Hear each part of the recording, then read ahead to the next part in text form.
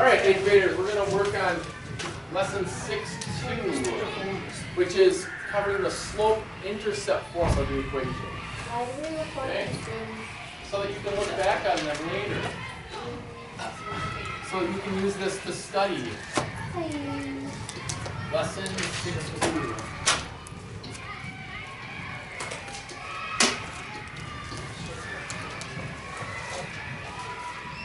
The slope-intercept form of the equation has these letters that stand for numbers. Y equals Okay? Y equals mx plus b, right? Y equals mx plus b. Now, yesterday we talked about the m in this equation. So what is m? the number. What number? That would be like K. Well, yeah, I guess it would be like k. What did we talk about yesterday? Finding the what? Slope. Finding the slope. M is the slope of the line. It's a fraction. It's also a rate of change. Okay? B is the starting point. B is called the y-intercept. So it's between the y, like y and the y-intercept. The y is the y-axis or the y number. So like The when it says y-intercept when it says is y where it equals- crosses the y-axis. So when it says y equals mx plus b, the y and the b are different. Yeah, the y is the y number. Okay. B is the place, is the starting point, or it's where the line crosses the y-axis. Can you teach us this stuff after we write down the notes? Because I can't really hear I can't and write down the notes. Then write them down later, because I'm gonna go through this and just look up here then. Okay? So the form y equals mx plus b helps us to graph an equation or to graph a line on the coordinate plane. Look at this equation. Y equals 3x plus 5. Since this is the coefficient of x, since 3 is the coefficient of x, this is m in the equation. Okay? The coefficient of x is always the slope. So it crosses the y-axis at 5, and then Yep. it goes up by 3. It goes across by 3. Goes up 3 Goes up and then 3. over 1. 1. Yep. So look at, I think this I is get the it. line. Look at this line. The first thing you do to graph this is to graph B. Graph that on the y-axis. Actually, did I get this already? Okay? So this is 5 on the y-axis. This is the starting point. This is where the line will cross the y-axis. And then from here, you can count up to the next point using the slope. You can count up 1, 2, 3. 1, 2, 3. And right 1. Why would we go right 1 and not left 1? Because it's a positive slope. Yep, it's a positive number. So then if there's a fraction where the m is, then you just go, you'd start at the b, which would be 5. Let's say it was 3/5. So you'd start at the 5, and then you go up 3, and then over 5. Right. That would be up 3 and over 1, 2, 3, 4, 5. Okay. So that would be a slope of 3/5. So it's like the y is moving where like so like the x and y where they meet 0, 0. The b is basically the new 0, 0 kind of where you're starting from. Like it's like The B is the starting point. Okay. Yep. So you have to find B first and find the slope, and then you can graph the line. What are like the other Okay? like see everything below Let's that? look at this example. Before we move on to your questions, Crosby, let's look at this example. This one doesn't have a B, does it? So if it doesn't have a B, we're going to start at 0. That's the starting point. Okay? You recognize this equation? No. This is direct variation. This is what we worked on last time. Where this is the slope, And our starting point is 0. So from 0, you can count whatever the slope is. And this one is -2, so you go backwards 2. Down, just remember, 2. always go up or down first. That's the top number. Okay. -2, and then across 3. across 3. Now, don't go left 3, because it's not a -3 here. I thought if it was there, I thought if there was, so if, I'm confused. I thought if there was just one negative sign, then the whole thing was negative. It is, the whole thing is negative. And look at this line. Is this a negative slope or a positive slope? Negative. It's a negative slope. But then why The would whole 3 thing be is negative. Why would 3 be negative?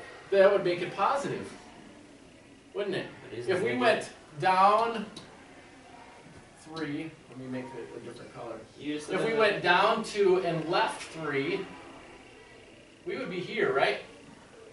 Then, is that a positive slope line or a negative slope line? positive. That's a positive slope line because a negative over a negative is a positive. Cool, huh? But if the whole thing's negative, then why wouldn't you make it a -3? Because if it's a negative, then that would be a -3, wouldn't it? No, we just said a negative over a negative is positive. You just said the whole thing was negative. The whole thing is negative. Negative 2/3. You just graphed it. Then wouldn't that be -3? If the whole thing's negative? No, it's a negative 2/3. You're confusing the crap out If you have two negative signs, it's a So it's not, positive. so it's negative, but it's not negative.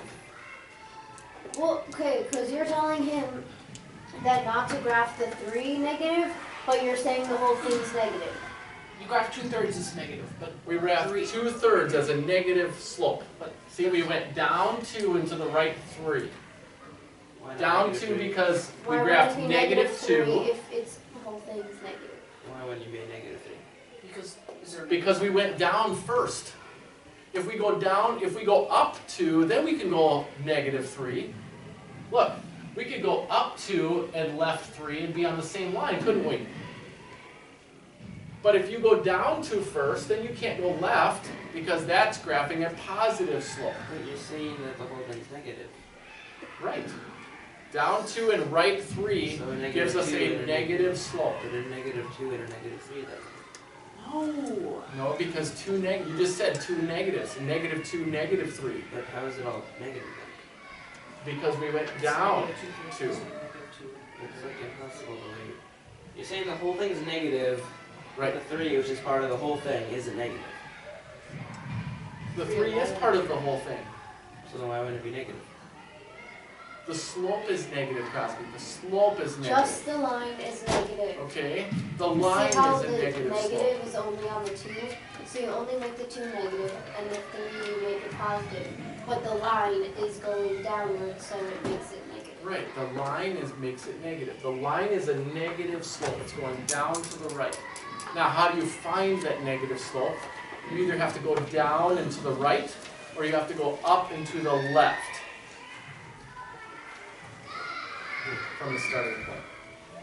Both of those give you a negative slope. Okay? Now, let's go to some examples.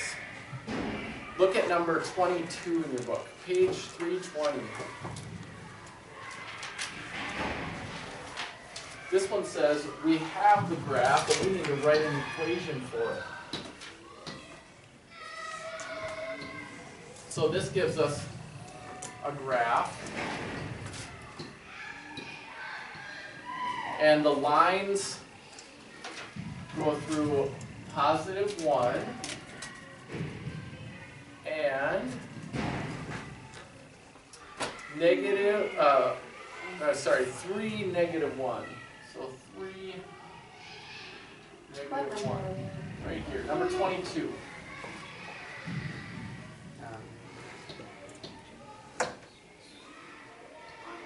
So we're given this line and it says to write an equation for that line. Okay? Now, what points do we have?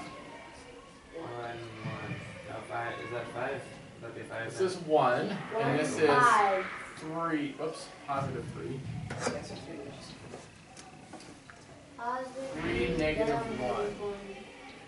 What we have to do is we have to identify those points. So 3 over negative 1. Right.